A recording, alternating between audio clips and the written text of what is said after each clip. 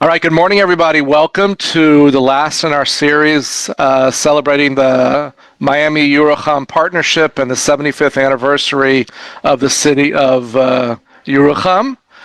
And I want to welcome you all on behalf of the Greater Miami Jewish Federation, SAGE, the partnership, as well as us, the Miami Beach JCC. We're so happy to have been hosting this, and this will be appearing on our YouTube channel, the Miami Beach JCC YouTube channel, so we can continue to bring this information about the partnership and the wonderful things that are happening in Yeruham to everybody in the community. So, with that being said, I'm going to turn it over to Debbie Golan from Tid Bamidbar for welcomes and introducing our guest today. Thank you, Danny, and welcome to everybody. And this is a special, it's a kind of festive occasion for me because we're finalizing now a series of 4 parts where we were able to bring to our partners and our family in Miami some of the incredible entrepreneurs that exist here in Yeruham, and some exciting new developments. And one of those exciting new developments and one of those special entrepreneurs is David Pinto, who is the owner and the founder of the Yeruham Winery called Pinto Winery and Vineyard. And David can speak for himself. So I'm going to turn it right over to him, and you'll hear his story and also about this very exciting place and beautiful place that he and his wife Tanya have put together. Thank you, Debbie. Thank you very much, and it's obviously a pleasure to speak to you.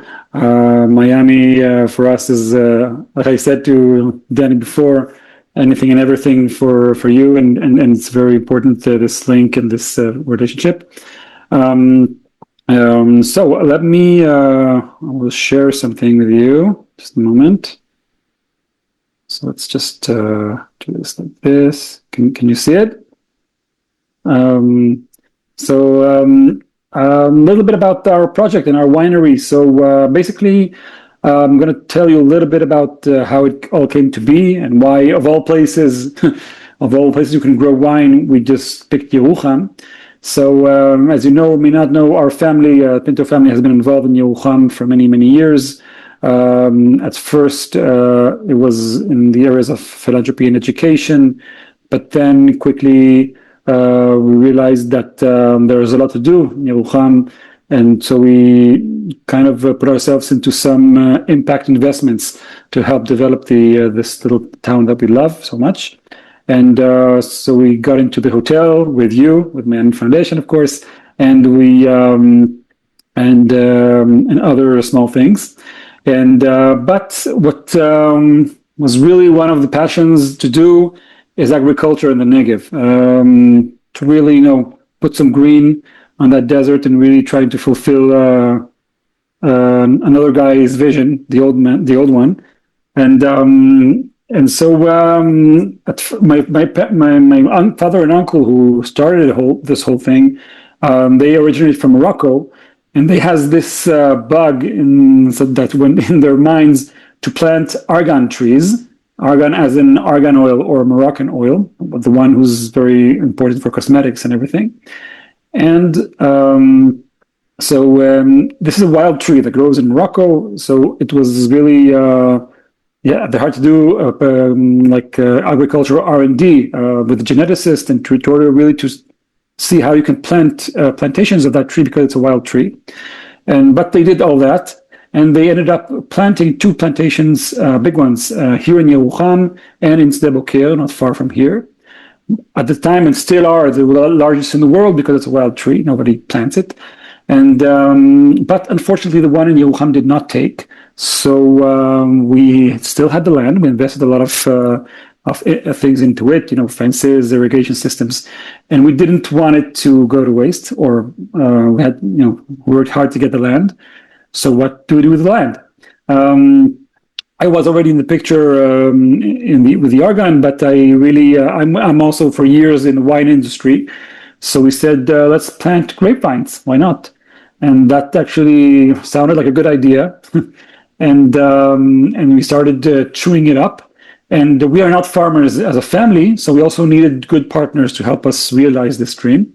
And we found two people of Yeruham, which are amazing, who like finished their military service in the late 40s, and they wanted to do agriculture in their second life.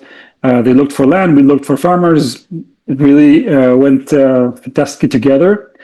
And so in 2019, we teamed up to planted the vineyard just outside Yeruham. And you can see, hope you can see the pictures here. We even have a small hosting lawn here, place where you can do events and stuff like that. It's really remarkable, this green in front of the desert. Is it true? 1 second, please. Is it true? Is it Michael Biton and Ilana married off their daughter Avia at the Yes, and many other weddings. known people know in Yeruham are celebrated there. Yes, we also did a lot of events that have to do with some with the development of tourism in Yeruham, etc., etc. We had a sing along for the full moon of Tu B'Av. Yeah, it's a wonderful place. Yeah, we take pride in the fact that the vineyard itself, as it represents in many ways, are linked to the community in a way that, like you said, a lot of the people, people, privates, and even the bodies come to do things in the vineyard, even schools, kindergartens, and a lot of volunteering. And also when we use events, we use local suppliers if we need a caterer or if we need other things. So that actually helps us to widen the circles. But coming back to the story, we quickly realized that agriculture in itself is not interesting enough as a business and won't fulfill the goals for which we set out to do, which were to create jobs here, to create some maybe tourism traffic, and also maybe in a way to uplift the image of Yeruham a little bit through added value of agriculture. After looking at the numbers and more and beyond, we realized that the real added value lies in the finished product. That is, we need to make wine and make a winery. So a winery obviously is a different story altogether in terms of stakes and investments.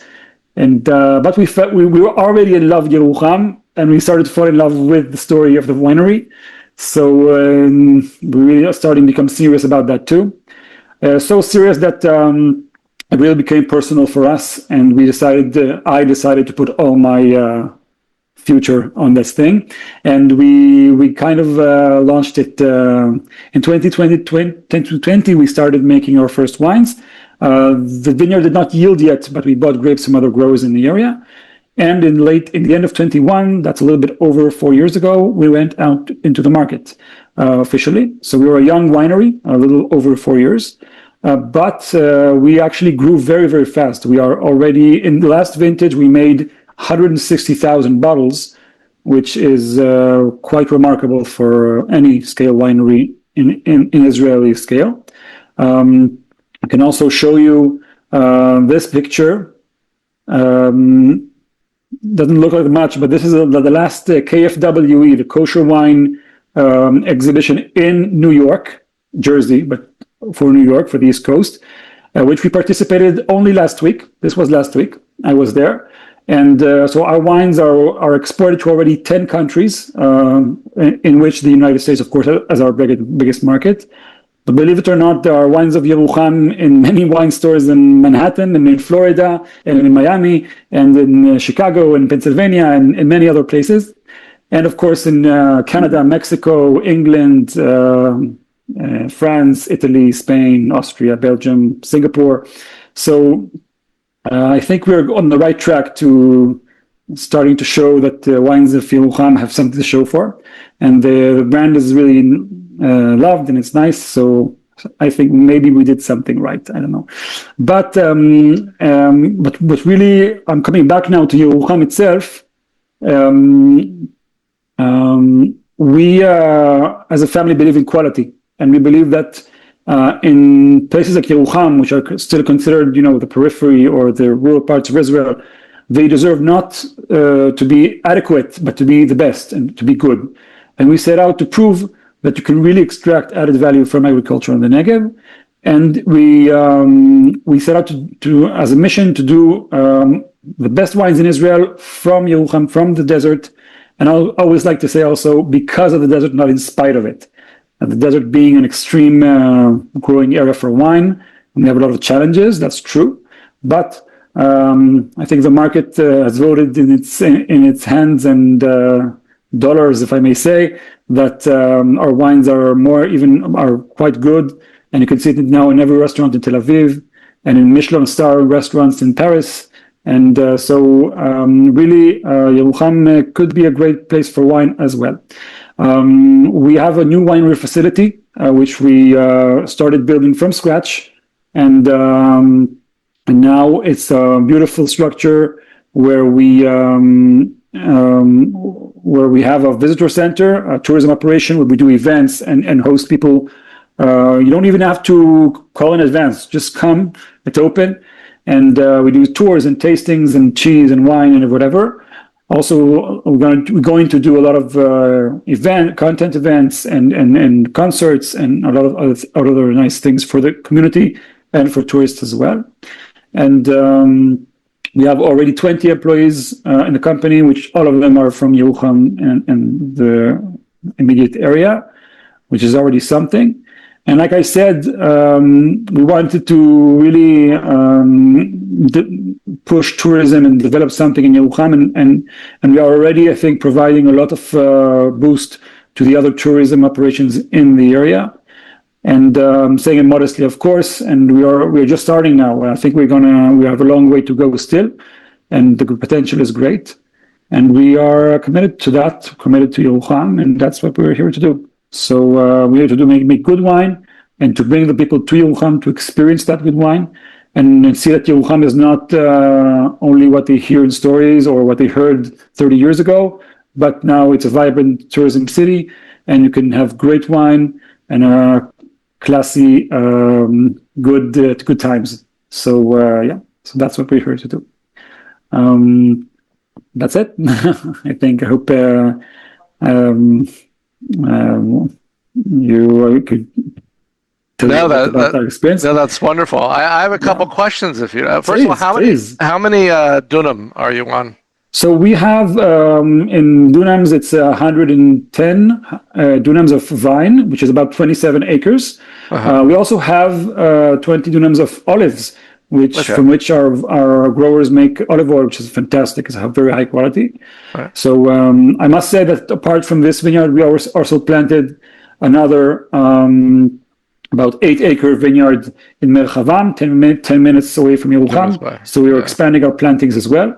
We are right. So for everybody, a dunam is it's about 4 dunam to an acre. So you have about 20. So in Yeruham, you have about 26, 27 acres of that's correct. Of vineyard, yes. Vineyard, and another 5 acres of olives. Yes, something like that. About yes. Yeah. And like I said, we're going to expand this vineyard for another something like 8 acres more or 9 acres more. In the close future, once we get the permission to do it. We already applied, of course, and no, we're not stopping. So we have a plan to become a substantial scale vineyard, winery. I would say in the vicinity of 300,000 bottles a year, which would place us in the elite of the boutique wineries in Israel. Wow! And that's what we're going to get. We're going to get there faster than you might think.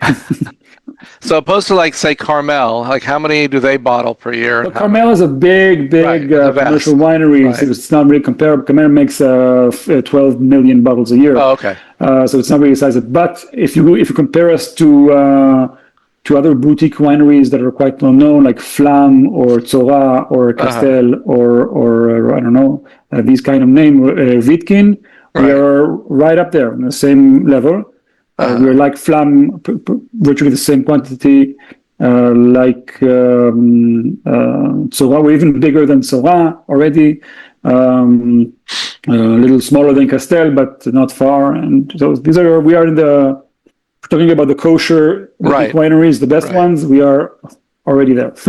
So that's great. Can I add something? If we're talking about kosher wineries, can you say, please, if your wine is mevushal or not? And we're in Miami in particular, if you know, we can get the wine. Okay. So, first of all, our wines are not mevushal, I'm afraid. Wow. Amazing. It means, It means that we are in quality, in the area of quality. So, unfortunately, mevushal tends to a little bit to ruin the wine a little bit.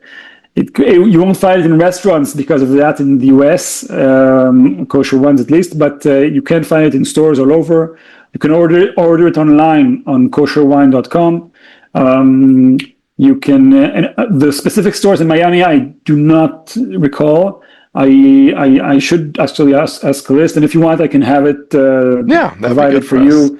Please, would love to send this together with this recording together, like where people can actually buy it and taste it. Yeah, and put it in the coffee notes. So I'll definitely have the list ready for you in a short while, so you can send it. Like I said, you can also order it online. It's distributed nationally, so it shouldn't be a problem. And can I ask how many years, I think you may have said that, but how many years were you growing the vines before you started bottling? The vineyard was planted in 2019. Okay. So that's, we already, it yielded for the first time after 3 years in 2022, which means this one, 25, was our fourth vintage of the vineyard. It's still considered a young vineyard, right? But it's already producing reasonable quality. In the 23 vintage, which was the second one, we already felt we have the sufficient quality, so we made our signature series, a higher series, which is not out in the market yet. It's just out of the oven and out of the barrels, and we're going to bottle it just now in 2 weeks' time. And it's a spectacular wine. I think it's going to be a nice, great success.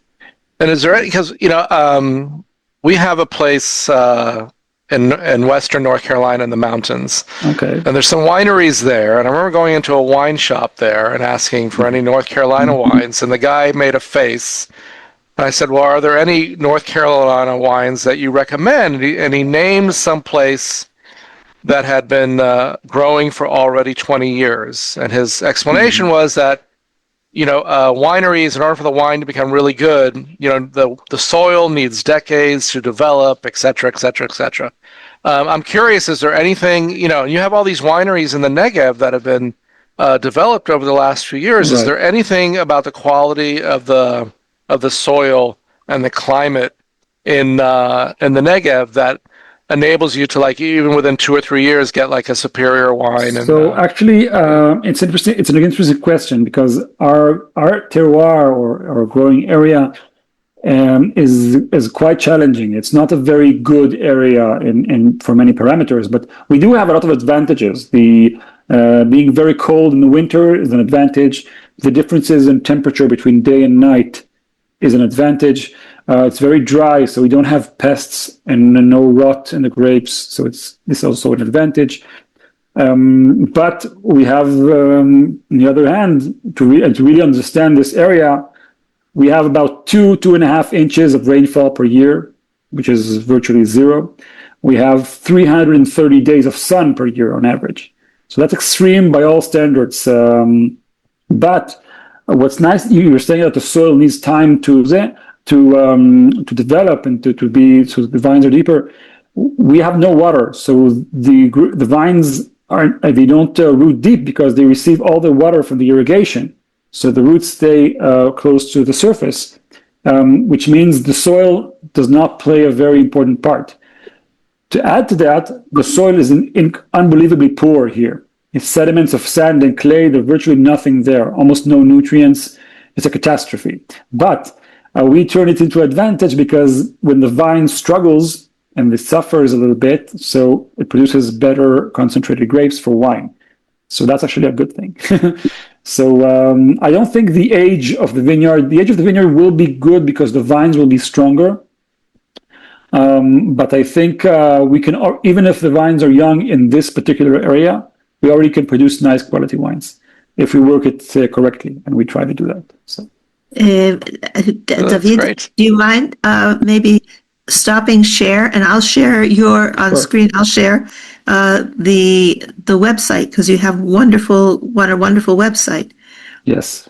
Hang on a minute here. Yeah, you also have a wonderful website in English. Of course, and English is very important. Of course, You it's can- not, you of can course, in see- Israel. No. This is great, because we'll put this in the notes as well Beautiful. when we Yes. upload You it. can see all Pinto our Winery. these wines that you see on the screen. We have two series. We have the varietal series, and we have the Cholot series. If you wonder about these, we have a drawing of foxes on our labels. Right. The reason for that is that there's a dried out stream, a wadi actually, that comes from the hills and circles the vineyard, and then goes to the Yeruham lake. And this wadi is called Wadi Shualim, Wadi of the Foxes.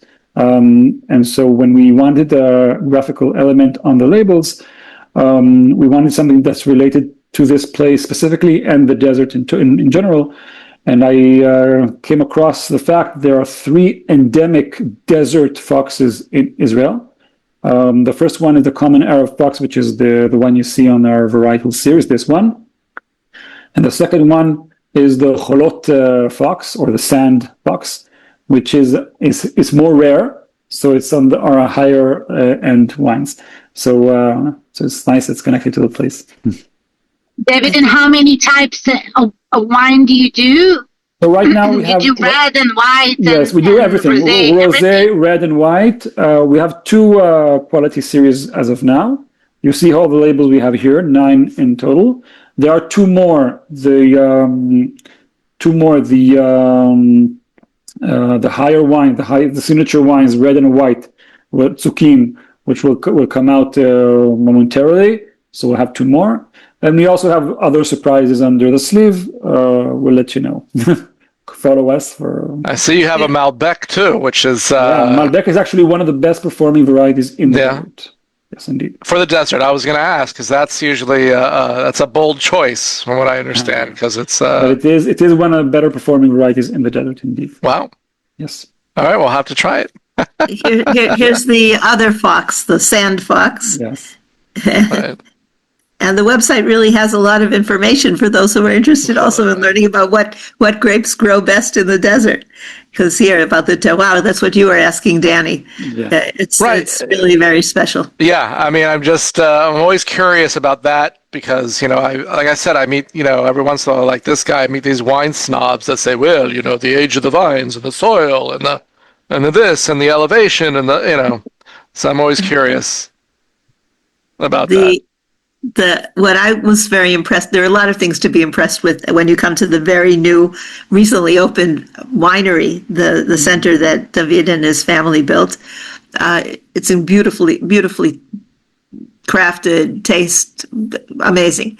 But they're huge barrels. They're oak barrels, right? They're they're wooden barrels where the wine is aged. And it's amazing to see. It's on the one hand very technological and state-of-the-art technologically, but on the other hand, there's a lot of traditional elements in there, and I thought that was like a winning blend of traditional and modern. That's nice. You should. Everybody, I will really invite you all to come visit at some point and. Next time. I think. Yeah. I maybe say a word also about your special. What is he called? The winemaker? Yes. Yaakov. So, like I said before, we from the outset we decided to do it of the highest quality. So one of the things we did is to hire a very prominent winemaker. His name is Yaakov Oria. He's very well known, not even in Israel but internationally. He's a very well known winemaker. We wanted, if we want to do the best wines, then we should have the best professional to do those wines. And it's been amazing. We really share, I think, the same experimental approach, and we're able to do amazing things with him. He obviously lives in Yeruham now. We moved here, like myself, and we work here and trying to do nice things here. He has his own series also, or experimental Yes, wine. he has his own sub brand, which we also produce in our winery, and we also do the marketing for this brand. It's not about the Negev, this brand, the desert, but it's more about process. But it's a really, really interesting stuff. By the way, also available in the States. And Here, this is his he has his own.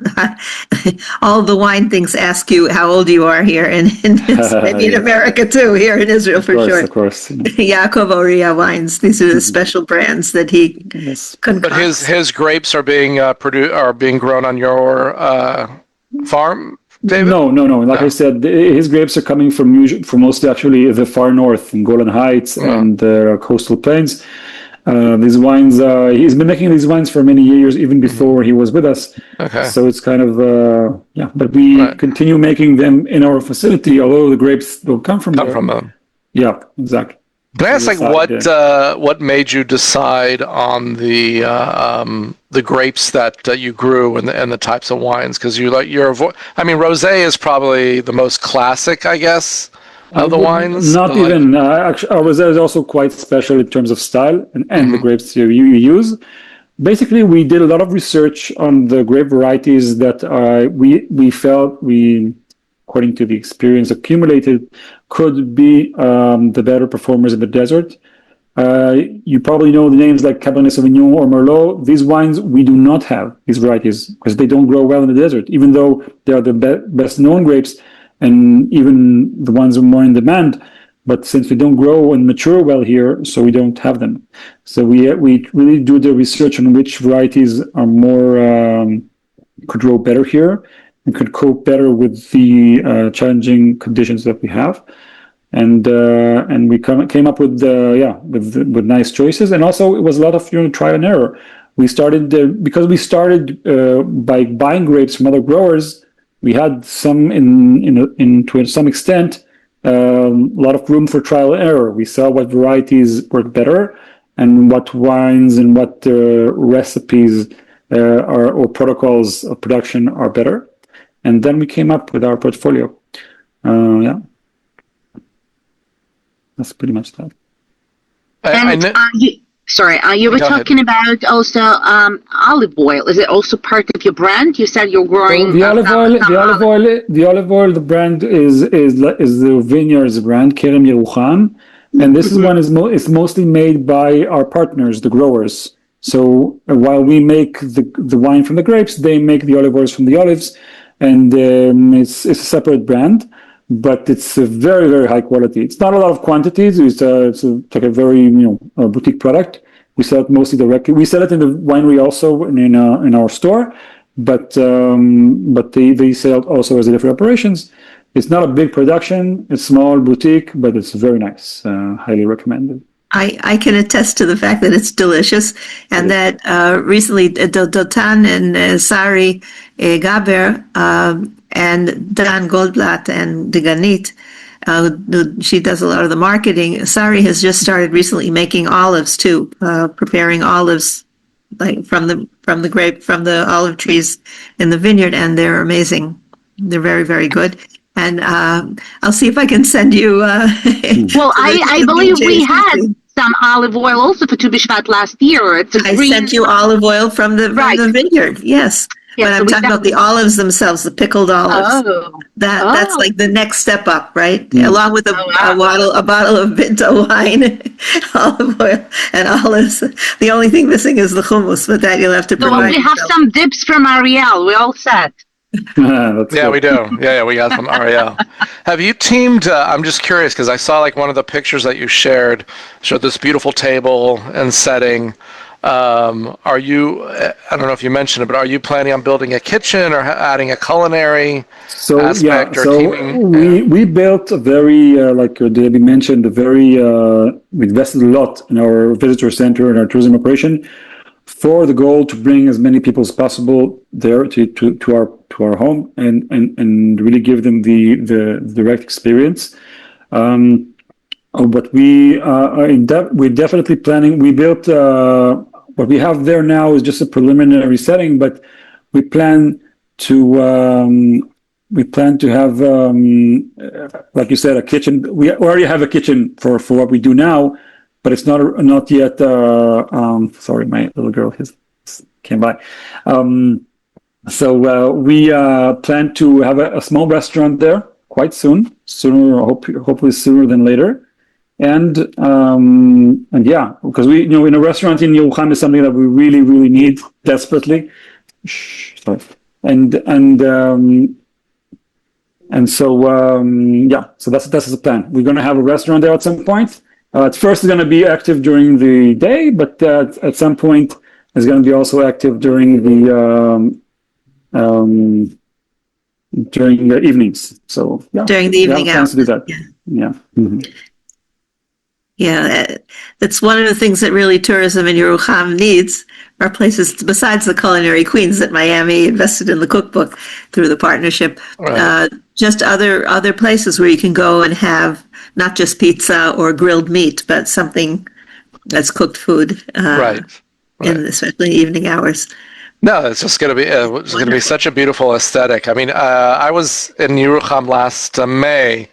And Ariel Pollack drove me around, and we went to see the Yekiv, and I think nobody was there. So like that, that's when we kind of got stuck trying to do a shortcut through the desert to get back to town, and our minivan, and we had to do a little off-roading. But in any case, I mean, it's such a beautiful place. So, and the wine is good. Because we've tasted the wine from last year. So, we wish you, the best of success and let it continue to build and grow. And thank you very much. Thank you very much. Maybe say a few words about how your vineyard fits in with the other. Danny was mentioning other farmstead wineries and other things that are going on, because the Ramat Negev area, the Negev Highlands area, was once really, I don't know what to call it. It wasn't a bread basket. It was a wine basket and olive oil basket for the Byzantine Empire.